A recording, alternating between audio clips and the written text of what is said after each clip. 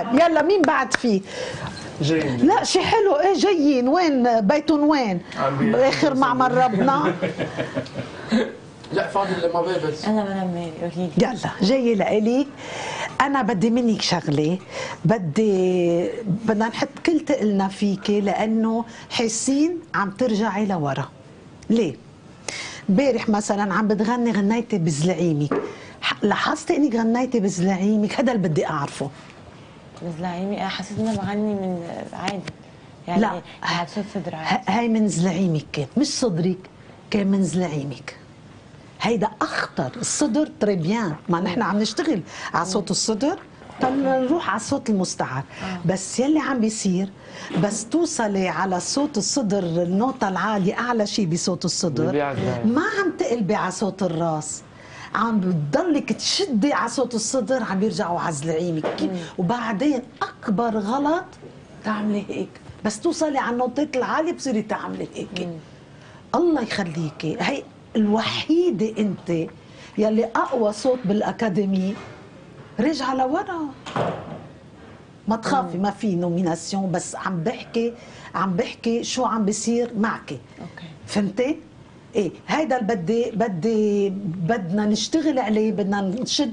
وبدك تعرفي انه مثلا انا قلت لك هيك خلص بتمشي هيك خلاص. فهمتي؟ انا بس بقيت بحاول يعني وانا بغني ما بقى تحاولي انا بعمل هيك وجاي من هونيك بعمل هيك وهيدا قال لي هيك وهديك قالت لي هيك. شو انا بقول لك؟ بونجور، واعية اليوم؟ واعية؟ معنا إذا بكل ايه كلي عم تفهميني؟ بدنا نشتغل اليوم. بدك تفهمي بقى انه الصوت بدك تجيبيه كله لقدام. هيدا برجع بعيد، ما عليه بعيد. هيدا الزلاعين وهول الشفاف، والصوت لازم يروح هيك مثل التيك اوف تبع الطياره، بتكون على المدرج بدها تطلع. اوكي؟ ايه انت وصلتي بوادو بواترين لحديت هون، وصلوا لهون. بس صاروا بواترين اعلى، بدل ما تقلبي صوتك تيجي صوت الراس محله، رجعت عطيتي بواترين رجعت لورا، لانه ما بقى في قوه تجيبيها لقدام، مش محلها. بس تحسوا البنات بس يكون انه خلص لازم تقلبوا قلبوا، ولو الصوت صغير بالعكس اعطيه احساسك. جينا امبارح قلبت على صوت الراس كان صغير. بتجنن امبارح، بتجنن. قلبت امبارح على صوت الراس، ما احلاها. وانت ما ناقصك شيء بنتي، بس خويفي، بتخافي كليكي كيف تقدموا، شوفي كيف تغيروا. بس هقول لحضرتك بس على حاجه يعني. قلي في اذا في شيء طمني قلي.